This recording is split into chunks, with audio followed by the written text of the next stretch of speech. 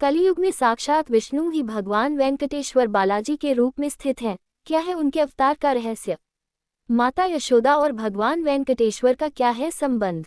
भगवान श्रीहरि जगत के कल्याण के लिए भूलोक आए थे, केवल दो स्त्रियों की रक्षा के लिए नहीं, इसलिए चुपचाप वे 7 कदम पीछे चले। तभी एक भयंकर ध्वनि हुई और वे शिला विग्रह में परिवर्तित हो गए। तभी आकाशवाणी हुई, अब से मैं कलियुग के अंत तक वेंकटेश्वर स्वामी के नाम से इसी रूप में रहूंगा। अपने भक्तजनों की मनोकामना पूरी करना ही मेरा व्रत है। वेंकटेश्वर का अर्थ वेक का अर्थ है पाप और कट का अर्थ है दूर करने वाला, अर्थात वेंकट का अर्थ है पापों को दूर करने वाला और ईश्वर का अर्थ है भगवान, इसलिए वेंकटेश्वर का अर्थ है पापों को दूर करने वाले भगवान। कलियुग में भगवान विष्णु तिरुपति में वेंकटेश्वर स्वामी के नाम से अवतरित होकर भक्तों पर कृपा बरसाते हैं। उत्तर भारतीय भगवान वेंकटेश्वर को बालाजी कहते हैं। भगवान वेंकटेश्वर बालाजी के अवतार धारण करने का कथा प्रसंग, हर युग में भगवान विष्णु के अवतार हुए और प्रत्येक अवतार के पीछे एक कहानी है। भगवान के वेंकटेश्वर अवतार की कथा इस प्रकार है। द्वापर युग की समाप्ति और कलियुग के आरंभ होने पर एक बार ब्रह्मा जी ने नारद जी से कहा, कलियुग में सारा संसार अशांति और असत्य में डूब जाएगा। कलियुग में भगवान नारायण ने अवतार धारण नहीं किया है, इसलिए तुम अपने कौशल से ऐसा कोई उपाय करो जिससे भगवान भूलोक में अवतार धारण करें। तब मानव भक्ति युक्त होकर मोक्ष को प्राप्त करेगा। पिता की बात सुनकर नारद जी भूलोक में गंगा किनारे आए, जहां समस्त ऋषिगण एकत्रित होकर जन कल्याण के लिए एक विशाल यज्ञ कर रहे थे। नारद जी ने मुनियों से पूछा, संसार की भलाई के लिए किया जाने वाला यज्ञ साधारण नहीं होता, इसलिए इसका फल पाने वाला भी साधारण नहीं होना चाहिए। इस यज्ञ का फल आप किसे दे रहे हैं? सबसे पहले ये जानने का प्रयत्न कीजिए कि त्रिमूर्तियों में से कौन सत्वगुण संपन्न है और कौन मोक्ष फल का दाता है, अतः यज्ञ का फल किसे देना चाहिए? मुनियों ने कहा, नारद, तुम बहुत बुद्धिशाली हो, अतः तुम ही बताओ, ब्रह्मा, विष्णु और महेश में से किसको यज्ञ का फल देना चाहिए? एक सृष्टि करता है, दूसरा पालन करता है और तीसरा रुद्रमूर्ति है। तीनों ही एक दूसरे से कम नहीं है, अतः इनकी परीक्षा कर लेनी चाहिए। इस कार्य के लिए भृगु ऋषि ही श्रेष्ठ हैं, क्योंकि जैसे भगवान शिव का तीसरा नेत्र ललाट पर है, इनका तृतीय तपोनेत्र पाद चरण में है। त्रिमूर्ति में कौन श्रेष्ठ है, इसकी परीक्षा करने के लिए भृगु ऋषि मान गए। भृगु ऋषि द्वारा ब्रह्मा, शिव और विष्णु की परीक्षा। सर्वप्रथम भृगु ऋषि सत्यलोक गए, जहां ब्रह्मा जी वरुण, अग्नि आदि दिपालिकों से सृष्टि के संबंध में चर्चा कर रहे थे। भृगु ऋषि काफी देर तक ब्रह्मसभा में खड़े रहे, परंतु किसी ने भी उनकी ओर ध्यान नहीं दिया। क्रोधित होकर भृगु ऋषि ने कहा, ब्रह्मदेव, तुम सृष्टा होने के गर्व में इतने अंधे हो रहे हो कि 4 सिर और 8 आंखों के होते हुए भी तुम्हें अतिथि दिखाई नहीं देता। तुम में रजोगुण की प्रधानता है। अतिथि के अपमान के लिए मैं तुम्हें शाप देता हूँ कि पृथ्वी पर कहीं भी न तो तुम्हारी पूजा होगी और न ही मंदिर होगा। इसके बाद भृगु ऋषि कैलाश गए, जहाँ भगवान शिव अपनी पत्नी पार्वती के साथ अंतःपुर में भोगानुभव कर रहे थे। बाहर गणेश, कार्तिकेय और समस्त शिवगण कोई उत्सव मना रहे थे। किसी ने भी भृगु ऋषि को नहीं पहचाना। क्रोधित होकर भृगु ऋषि सीधे अंतःपुर में प्रवेश कर गए, जिस पर शिव भी उन पर क्रोधित हो उठे। भृगु ऋषि ने सोचा इनमें तामस गुण ही है, इसलिए शिवजी को शाप देते हुए कहा, तुम्हारी किसी भी मंदिर में मूर्ति नहीं होगी, सब जगह तुम लिंगी लिंग हो जाओ। अब भृगु ऋषि वैकुंठ लोक में पहुंचे, जहां भगवान विष्णु शेषशय्या पर शयन कर रहे थे और लक्ष्मी जी उनकी पाद सेवा कर रही थी। ये देखकर भृगु ऋषि का पारा और चढ़ गया। उन्होंने भगवान विष्णु के वक्ष पर पदाघात करते हुए कहा, हमारे आने पर भी तुम सोते हो, उठो। भृगु ऋषि के पदाघात से विष्णु जी ने शेषशय्या से उतरकर उनके चरण पकड़ लिए और लक्ष्मी जी को उनके लिए पाद्य अर्घ्य आदि लाने के लिए कहा। भगवान विष्णु ने कहा, क्षमा करो महात्मन, कौस्तुभ आदि से युक्त हारों को पहनने से मेरी छाती बहुत कठोर है। इस पर पदाघात से आपके सुकुमार चरण को कितना कष्ट हुआ होगा। मुझे अपना दास समझकर क्षमा करना, मैं आपके चरण छूता हूँ। भगवान विष्णु ने भृगु ऋषि का पांव हाथ में लेकर उनके तपोनेत्र को अपनी उंगलियों से खींचकर सागर में फेंक दिया, जिससे भृगु ऋषि का सारा गर्व जाता रहा। भृगु ऋषि ने कहा, आपको लात मार कर मैंने बड़ा पाप किया, मेरे दोष को क्षमा करें। भगवान विष्णु ने कहा, तुम दुखी मत हो, तुम्हारे मन की बात और आने का कारण मैं जानता हूँ। तुम्हारे कारण हमारा महत्व संसार में विदित होगा। भृगु ऋषि ने भगवान विष्णु से यज्ञ का फल स्वीकार करने की प्रार्थना की, जिसे उन्होंने स्वीकार कर लिया। भृगु ऋषि ने भूलोक में जाकर समस्त ऋषियों को भगवान विष्णु का महत्व बताकर यज्ञ फल उन्हें समर्पित करने के लिए कहा। लक्ष्मी जी का रूठकर भूलोक में जाना। भृगु ऋषि के कार्य से भगवान विष्णु के वक्ष स्थल में रहने वाली लक्ष्मी जी क्रुद्ध हो गई और बोली, 14 भुवनों के स्वामी और समस्त देवताओं से पूजित आपको लात मारने का उस ब्राह्मण का साहस। यही नहीं, यह वक्ष स्थल मेरा निवास स्थान है। इस पर लात मारने का मतलब है मुझे लात मारना। उसे दंड देने की जगह आपने उनसे क्षमा मांगी। ये देखकर मेरा तो दिल जल रहा है। पर पुरुष से अपमानित होकर जीवित रहने की अपेक्षा नाक बंद करके तपस्या कर लेना अच्छा है। भगवान विष्णु ने लक्ष्मी जी को बहुत समझाया कि भक्तों के मन की बात को जानना बहुत कठिन है। वे किसी महान कार्य के लिए यहाँ आए थे। संतान के कार्य से माता पिता क्यों नाराज होंगे? तुमको शांत हो जाना चाहिए। परंतु लक्ष्मी जी ने कहा, मैं उसे क्षमा नहीं कर सकती। अगर आप उसे दंड नहीं दे सकते तो मैं वैकुंठ में नहीं रहूंगी। उस दुष्ट ने हम दोनों को अलग किया है, इसलिए मैं समस्त ब्राह्मण जाति को शाप देती हूँ कि ब्राह्मण भूलोक में वेदोक्त कर्मों से हीन और दरिद्र बनकर विद्याओं को बेचते हुए जीवन यापन करेंगे। लक्ष्मी जी भूलोक में आकर गोदावरी नदी के किनारे कोल्हापुर में एक पर्णकुटी बनाकर तपस्या करने लगी। पत्नी वियोग में भगवान विष्णु का पृथ्वी पर आना। लक्ष्मी जी के वैकुंठ छोड़ते ही वहां की शोभा जाती रही, चारों ओर दरिद्रदेव का राज्य हो गया। पत्नी के वियोग में भगवान विष्णु भी एक दिन वैकुंठ छोड़कर भूलोक आ गए और पत्नी को ढूंढते ढूंढते शेषाद्री शेषाचल पहुंच गए। इसे शेषाचल इसलिए कहते हैं क्योंकि भगवान शेष यहाँ पर्वत रूप में स्थित हैं। इस पर्वत को तिरुमलई या तिरुमला भी कहते हैं, जिसका अर्थ है श्रीयुक्त पर्वत। धरती पर पैर रखते ही भगवान विष्णु को भी भूख प्यास आदि मानवीय तत्व प्रभावित करने लगे।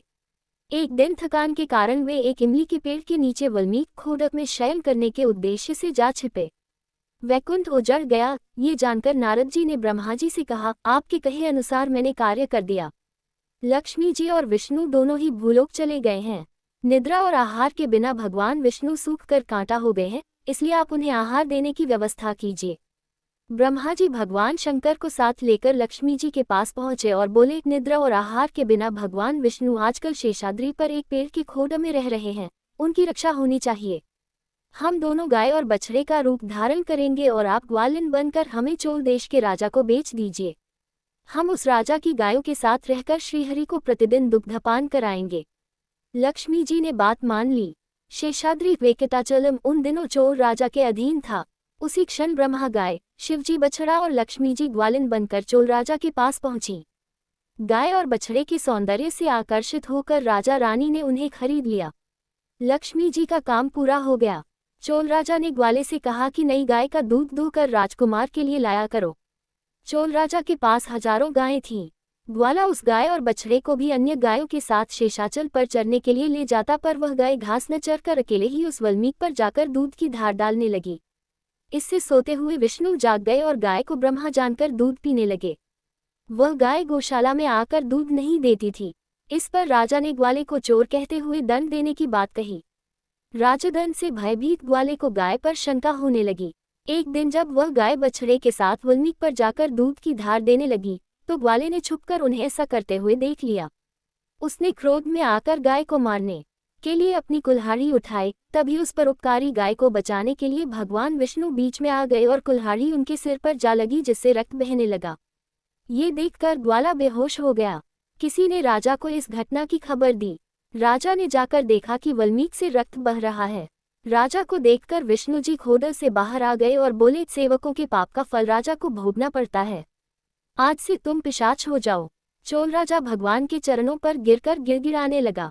तब करुणा करके भगवान विष्णु ने कहा, मेरा शाप व्यर्थ नहीं जाएगा, लेकिन तुम इस देह को छोड़कर इसी चोलवंश में आकाशराज के रूप में जन्म लोगे और अपनी पुत्री पद्मावती का मेरे साथ विवाह कराओगे। उस अवसर पर तुम मुझे एक वज्र किरीट भेंट करोगे, उसे मैं प्रत्येक शुक्रवार को धारण करूंगा। उस दिन तुम शाप से मुक्त हो जाओगे। तभी ग्वाले की मूर्छा टूटी, किंतु वह अंधा हो गया। वह भी भगवान के चरणों पर गिर पड़ा। तब दया करके भगवान ने कहा, मैं कुछ समय बाद इस पर्वत पर मूर्त रूप धारण करूंगा। तब तक तू यही अंधा बनकर रह। मेरे अवतार लेते ही तेरी आंखें ठीक हो जाएंगी। कलियुग में भगवान विष्णु का वेंकटेश्वर अवतार। ग्वाले के कारण श्रीहरि के सिर पर चोट लगी थी। वे शेषाद्री पर ही घूम घूम कर औषधि की खोज कर रहे थे कि देवलोक से देवगुरु बृहस्पति ने आकर उनसे कहा, आप भक्तों के कल्याण के लिए कितने कष्टों का सामना कर रहे हैं। इस घाव की सर्वोत्तम औषधि है कि मदार की रुई को गुड़ के पेड़ के दूध में भिगोकर घाव पर लगा दीजिए। ऐसा करने पर वह 1 सप्ताह में ठीक हो जाएगा। भगवान विष्णु औषधि की खोज करते हुए शेषाद्री पर वराहस्वामी के आश्रम में पहुंचे। वराहस्वामी ने उनका आदर सत्कार कर वेंकटाचल पर ही रहने को जगह दे दी और कहा, मेरे पास वकुलादेवी नाम की भक्तिन है। वह माता की तरह आपकी सेवा करती रहेगी, उसे आप अपने पास रहने दीजिए। वकुलादेवी कृष्णावतार में माता यशोदा थी, जो श्री कृष्ण का विवाह न देख सकी थी। श्री कृष्ण ने उन्हें वर दिया था कि कलियुग में मैं एक नौजवान के रूप में तुम्हारे पास आऊंगा, तब तुम मेरी शादी देखोगी। वकुलादेवी ने कहा, आज से तुम मेरे पुत्र हो, मैं तुम्हें श्रीनिवास के नाम से पुकारूंगी। वकुलादेवी ने जड़ी बूटियां लाकर भगवान श्रीनिवास के घावों पर लगा दी। वे अच्छे अच्छे फल, कंदमूल आदि जंगल से लाकर श्रीनिवास जी को खिलाती। चोल राज्य के राजा का नाम आकाशराज और उनकी पत्नी का नाम धरणी देवी था। आकाश राजा के छोटे भाई का नाम तोंडमान था। दोनों भाइयों की कोई संतान नहीं थी, इसलिए उन्होंने यज्ञ करने के लिए जमीन जोती तो एक स्थान पर हल अटक गया। जब जमीन खोदी तो वहां उन्हें एक सोने का संदूक मिला। संदूक को खोलने पर उसमें सहस्त्र दलों वाला एक कमल और उस पर लेटी हुई विद्युत के समान दीप्तमान एक बालिका मिली। उस बालिका को पाकर राजा रानी के हर्ष का पारावार न रहा। पद्म में मिलने के कारण ब्राह्मणों ने उसका नाम पद्मावती रखा। पद्मावती के मिलने के बाद धरणी देवी को वसुदान नामक पुत्र हुआ। पद्मावती दिनों दिन शुक्ल पक्ष के चंद्रमा के समान बढ़ने लगी। एक दिन नारद जी आकाशराज से मिलने आए तो राजा ने उन्हें पद्मावती के लिए योग्य वर बताने के लिए कहा। नारद जी ने कहा, आपको दामाद की खोज करने की आवश्यकता नहीं है। आपकी पुत्री लक्ष्मी जी के अंश को लेकर पैदा हुई है। रामावतार में वेदवती को भगवान राम द्वारा दिए गए वर के अनुसार वही वेदवती आपके यहाँ पद्मावती के रूप में अवतरित हुई है। भगवान विष्णु के साथ ही पद्मावती का विवाह होगा। वह शुभ घड़ी बहुत ही निकट आ रही है। एक दिन भगवान श्रीनिवास वकुलादेवी की आज्ञा लेकर आखेट के लिए वन में गए। वहां एक हाथी का पीछा करते हुए वे दूर निकल गए। कुछ ही देर बाद हाथी तो ओझल हो गया और पानी की तलाश में श्रीनिवास जी एक सरोवर के समीप आए। वहां उद्यान में पद्मावती अपनी सखियों के साथ खेल रही थी। पद्मावती और श्रीनिवास जी एक दूसरे को देखकर प्यार में पड़ गए। श्रीनिवास जी के चले जाने पर महल में पद्मावती न खाती, न पीती और न ही सोती थी। इधर आश्रम में श्रीनिवास की हालत भी ऐसी ही थी। एक दिन श्रीनिवास ने अपने दिल की बात वकुलादेवी को बता दी और उन्हें आकाशराज के पास जाकर पद्मावती से विवाह करा देने की प्रार्थना की।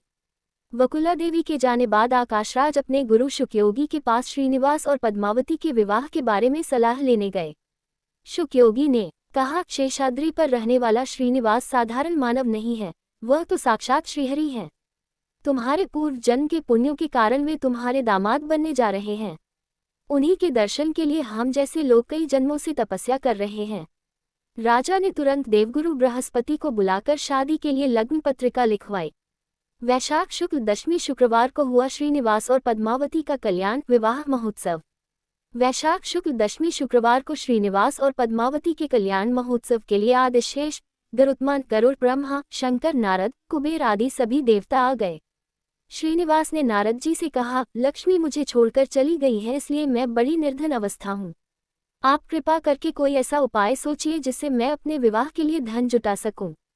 जब सभी देवताओं की सभा बैठी थी तब नारद जी ने कुबेर से कहा, आप श्रीनिवास और पद्मावती के विवाह के लिए पर्याप्त धन देकर सहायता कीजिए। स्वामी उस धन को सूद के साथ चुका देंगे। कुबेर ने तुरंत नारद जी की बात मान ली। भगवान श्रीनिवास ने एक पत्र लिखा कि मैंने कुबेर से अपने विवाह खर्च के लिए 1,14,00,000 निश्क लिए हैं, जिन्हें मैं सूद सहित लौटा दूंगा।